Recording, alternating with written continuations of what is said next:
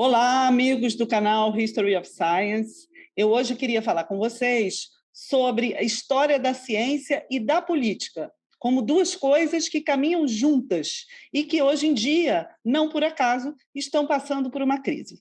A gente ouve falar muito de negacionismo, de ataques à ciência. Em geral, esse problema é interpretado como uma deficiência cognitiva, como uma falta de informação, ou como deficiências na formação científica, na educação das pessoas.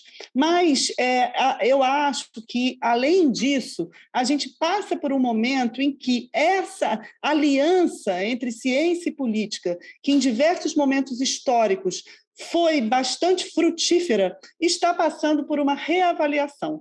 Então, é importante a gente recuperar um pouco essa história em diferentes momentos em que não apenas a ciência avançou e demonstrou seus impactos na sociedade, mas ela incorporou estratégias, articulações visando conquistar um público mais amplo para um modo de pensar da ciência.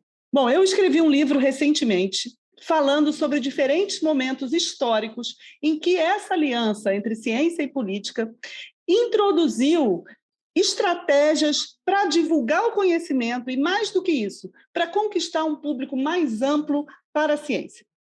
Então, começando com um exemplo do século XVIII, que é um século muito paradigmático na história da ciência, porque é o século do Iluminismo.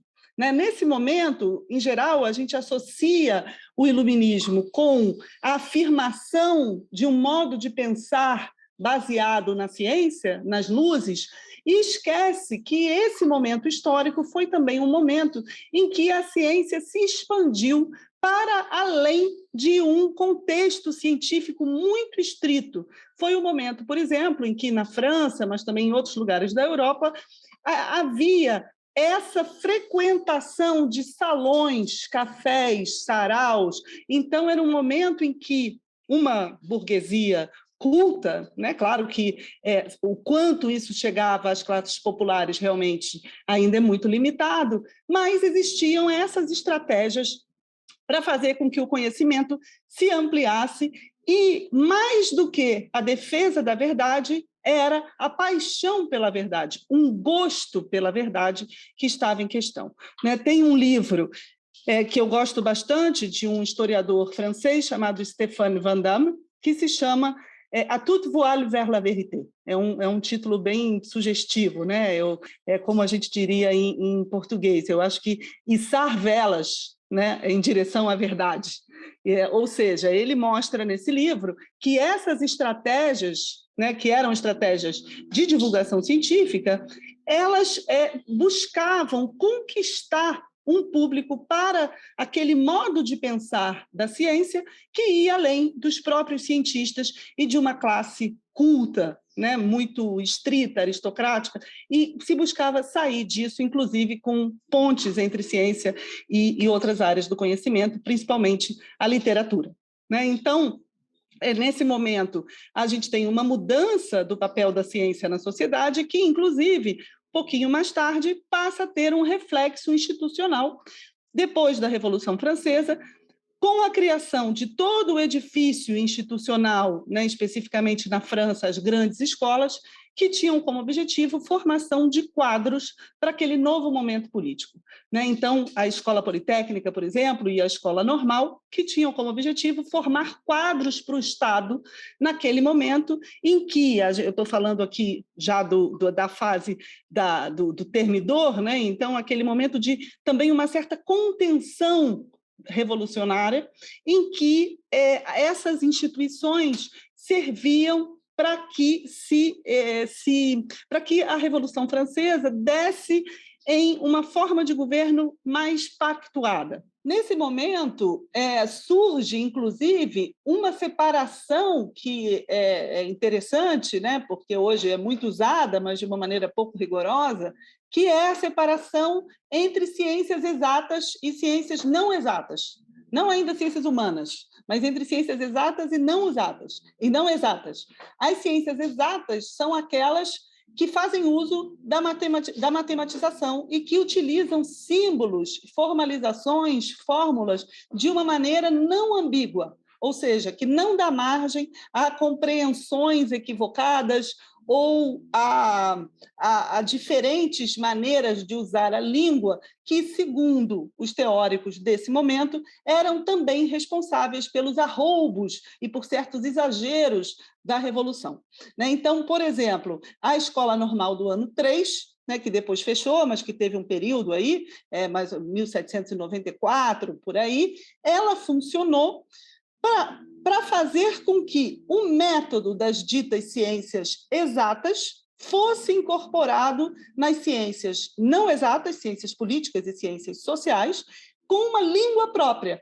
E, além disso, nessa criação institucional, da escola normal e principalmente na escola politécnica, é que surgiu o método analítico, que era um método que não era apenas uma utilização da matemática nos resultados físicos, mas ele servia para organizar todo o ensino na escola politécnica, que se fundamentava nessa utilização de símbolos proposta pelo método analítico.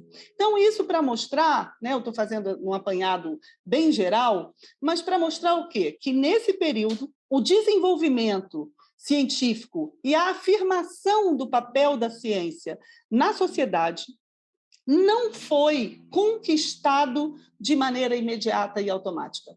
Foi uma construção, inclusive fundamentada em um aparelho institucional, em um edifício institucional muito poderoso, que são essas escolas, por exemplo, em livros, em sistematizações do conhecimento, como a enciclopédia de D'Alembert e de Diderot, e inclusive, personagens políticos que fizeram com que essa ponte entre o conhecimento, as luzes, o conhecimento que estava surgindo naquele momento, pudesse ter um papel político e chegar a mais pessoas, a um público mais amplo, ainda que não um público tão amplo assim, porque ainda não era popular a frequentação dessas instituições. Mas, justamente para mostrar o meu ponto, que em diferentes momentos da história não foi automática essa conquista de um público mais amplo para o discurso da ciência, para o pensamento científico. Na Inglaterra, nesse momento, a gente tinha, como nós sabemos, um momento de grande desenvolvimento da produção e do comércio internacional, com uma série de invenções tecnológicas que estavam aparecendo ali. Eu estou falando de meados do século XIX, então a gente tinha os transportes a vapor, trens, navios, foi uma época de desenvolvimento do comércio internacional, e isso tudo vinha acompanhado de estratégias também de divulgação desses avanços como parte de um conceito que os historiadores destacam, que era muito importante nesse momento, que era o conceito de conhecimento útil, que acompanhava a ideologia do progresso. E isso se incorporava, por exemplo, em grandes iniciativas como as grandes exposições. Em 1851, teve a grande exposição do Crystal Palace, na Inglaterra, que servia justamente como uma grande feira de ciência e tecnologia, defendendo o conhecimento útil como forma de embasar esse novo momento da produção e do comércio internacional, com apoio da Rainha Vitória, do Príncipe Albert, etc. E depois, caminhando ao longo aí do século XIX, o desenvolvimento de instituições que são, inclusive, afirmadas por alguns historiadores da ciência como uma das instituições mais importantes e paradigmáticas do século XIX, que é o Observatório Astronômico. Não à toa, foi nesse momento também que a gente teve avanços no Observatório de Greenwich e o estabelecimento do tempo universal. Então, teve um diretor em Greenwich, chamado George Airy, que fez essa nova organização do trabalho em Greenwich, inclusive contratando muitos computadores, que a gente sabe que os computadores na época eram humanos, então contratando computadores e estabelecendo uma nova divisão do trabalho que conseguiu efetuar observações muito precisas e, assim, afirmar a astronomia como uma ciência capaz de prever não só a passagem dos astros, mas de também fornecer novas tecnologias para aquela sociedade que estava se desenvolvendo e que, inclusive, permitiu essa, digamos assim, essa primeira mundialização. Né? Uma dessas tecnologias, o telégrafo. Né? Essas tecnologias todas tinham relação com a produção do observatório. Né? Então, esse seria um segundo exemplo no século XIX.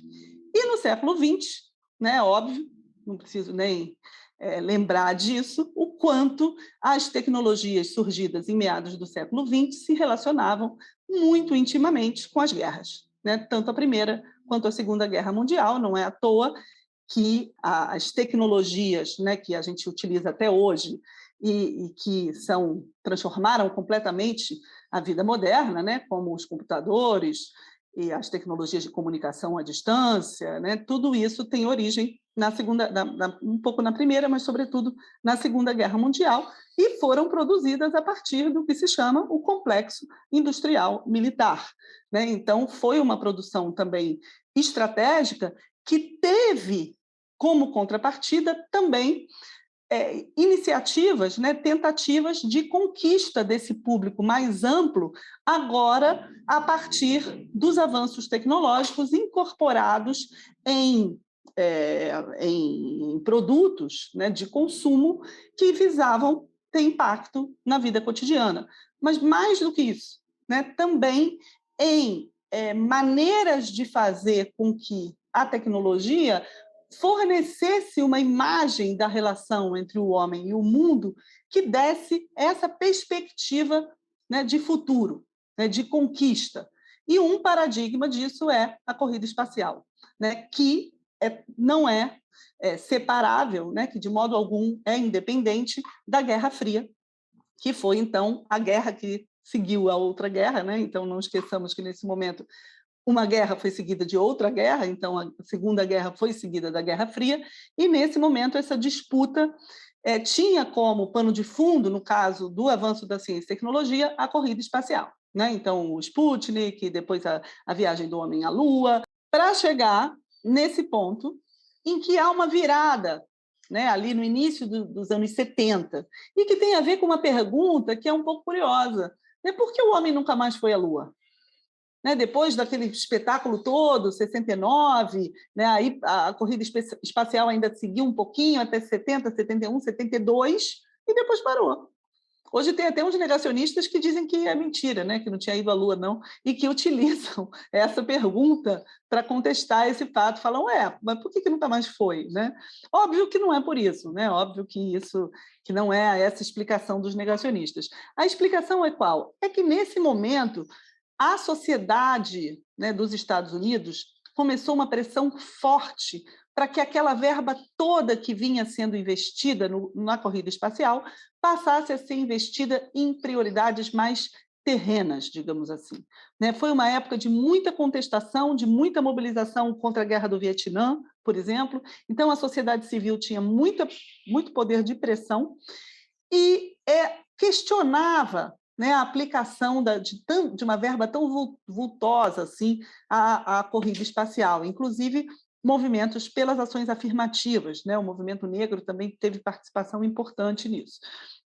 A partir dali, houve uma virada na própria NASA, que é muito bem descrita pelo historiador espacial Eric Conway, e ele mostra isso, né, dizendo que a NASA voltou à Terra, né, Back to Earth, se chama o artigo dele. Né? Então, a NASA voltou à Terra e tentou, então, né, desenvolver áreas de pesquisa um pouco mais de acordo com aquelas preocupações sociais que estavam sendo desenvolvidas naquele momento, se voltando para a Terra. Né? E, inclusive, foi nesse momento que começou a se desenvolver as ciências do sistema Terra. Né? E aquela percepção sobre a prioridade de descobrir fatos sobre a vida em outros planetas, por exemplo, né? Vênus, Marte, etc., deu uma guinada quando começou aí a história do antropoceno, né? Quando se percebeu que poderia estar tendo impactos irreversíveis no planeta. né, e no clima do planeta. Então, foi um momento de um desenvolvimento muito surpreendente, inclusive a partir da própria NASA, né, o Lovelock trabalhava na NASA, depois veio o James Hansen, que também trabalhava no Instituto Goddard, né, que era um instituto que tinha sido criado para a corrida espacial, e esses cientistas, eles mesmos contam isso nas suas biografias, eles resolveram se voltar para a Terra, né, olhar a Terra ao invés de buscar o que estava acontecendo em outros planetas. E foi aí, então, que houve esse desenvolvimento tanto das ciências do sistema Terra, né, que propuseram essa nova era geológica chamada Antropoceno, que está em discussão ainda na Comissão Geológica Internacional, e nasceu a ciência do clima, né? Aí a partir dos anos 70, mas principalmente 80, sendo que isso ganhou uma projeção pública muito grande no final dos anos 80.